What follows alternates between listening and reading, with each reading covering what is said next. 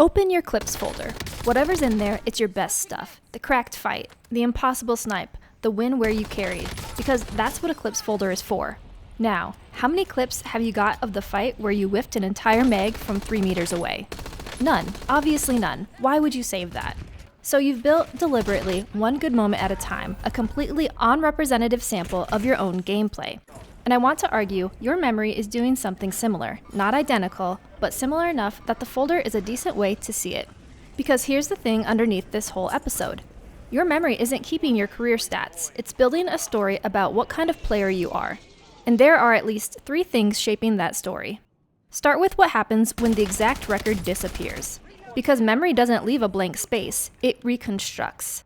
In 2008, Greg Willard and Richard Gramzow ran 3 studies on this. They took performance information people had real, verifiable numbers for, test scores, and compared what people reported against what the scores actually were. The first study used people's real SAT scores, and as the exact score became harder to retrieve over time, people's remembered version got more exaggerated. Then they took it into the lab, where the researchers could control the number from the start. Give someone a score, distract them before they have to remember it, and the exaggeration goes up. Wait a week, and it goes up again. And here's the important part.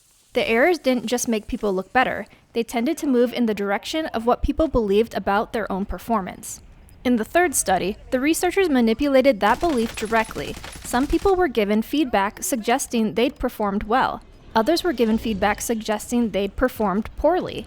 Later, the people given positive feedback remembered their scores as higher. Give them negative feedback, and that upward distortion shrank. So the distortion wasn't simply, make me look good. It was closer to, reconstruct the missing number using what I now believe about how I did. In other words, it doesn't have to mean you're lying about the score. As the exact number becomes harder to retrieve, reconstruction starts filling in the gap. And that same problem applies to 400 games of Rebirth. After 400 games of Rebirth, you don't have 400 games in your head. You have a belief about what kind of player you are, and a scattering of moments that seem to fit that belief. Second thing, the moments that do survive don't carry equal weight when you summarize them. There's a study from the early 90s that shows this. Participants put a hand in painfully cold water. 2 versions. The short one, 60 seconds at 14 degrees. The long one, the same 60 seconds, then 30 more while the water warmed by a single degree. Still unpleasant, just slightly less bad. So the long version contains everything the short one did, plus 30 extra seconds of discomfort. Strictly more pain.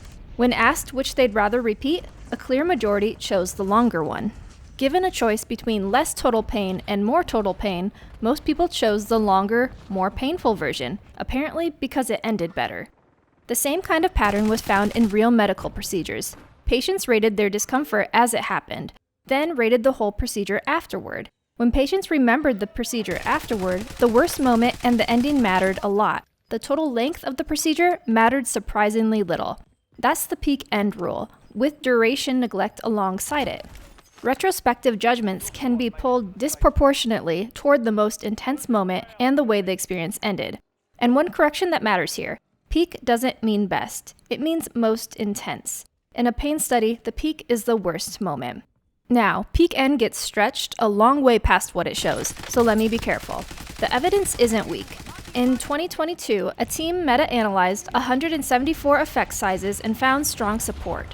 The effect on how people judged an experience afterward was large, and it held up across the conditions they tested.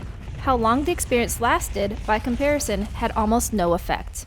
And here's the part people usually leave out. If you use the peak and the ending to predict someone's final judgment, you did about as well as if you used the average of the entire experience. So the version that gets repeated, that your brain throws away everything except the peak and the ending, is much too strong. The research says those moments get disproportionate weight. It doesn't say they're the only moments that matter. One more limit. This research is about how people judge an experience afterward. How bad it was. That's not the same as asking, how good am I at this game? I think it's relevant, but I am extending the finding beyond what those studies directly tested. Third thing. Some memories are much easier to reach than others. One fight exists somewhere in your head. Another one is clipped, titled, sent to 3 friends, uploaded, watched 11 times, possibly used in the intro to this video. Those 2 fights happened once each, but one of them has been rehearsed several times and the other one hasn't. And when somebody asks you how often you hit a shot like that, you don't open a tracker and calculate a percentage. Psychologists call this the availability heuristic. We partly judge how common something is by how easily examples come to mind. That easy to retrieve example gets a vote. It isn't the only thing informing the judgment, but it's sitting right there.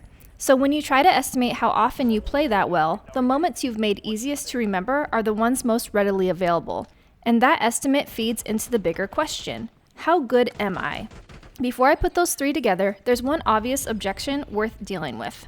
At this point, it would be easy to turn this into another neat internet rule. Your memory protects your ego, so it keeps the good stuff and deletes the bad. Unfortunately, memory isn't even that cooperative. There is some research pointing in that direction. It's called mnemic neglect. The basic idea is that people can remember negative information about themselves less well than similar negative information about somebody else, especially when it threatens something central to how they see themselves. A 2025 meta-analysis pulled together 18 studies, 93 samples, and nearly 5,000 people. The overall effect was real but modest, and it depended a lot on the circumstances. The authors point out that self-threatening information isn't always forgotten. Under some conditions, people remember it just as well, or even focus on it more. And you already know why that can't be the whole story. Sometimes the thing you can't stop replaying isn't the 1v4, it's the death. You played well for 2 hours, made one terrible decision in the final circle, and that's the game you take to bed with you. So memory clearly isn't just keeping the good stuff. Negative moments can survive too, sometimes extremely well, which means the clips folder analogy has a limit. The distortion isn't simply good moments stay, bad moments disappear, so the internal clips folder has 3 problems.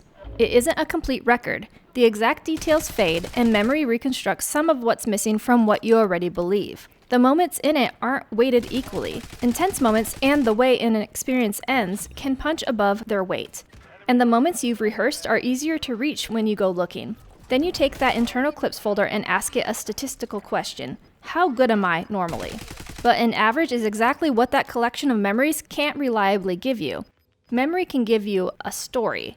What you're asking for is an average. 3 videos in, the problems are starting to stack up. You don't compare yourself to other players as cleanly as you think. The famous explanation for why self-assessment goes wrong is still contested. And now, the information you're using to judge yourself turns out to be reconstructed, unevenly weighted, and selectively available. But none of that fully explains something. 2 hours of playing well, 30 seconds of playing badly, and somehow the 30 seconds wins. Why? That's in the next one.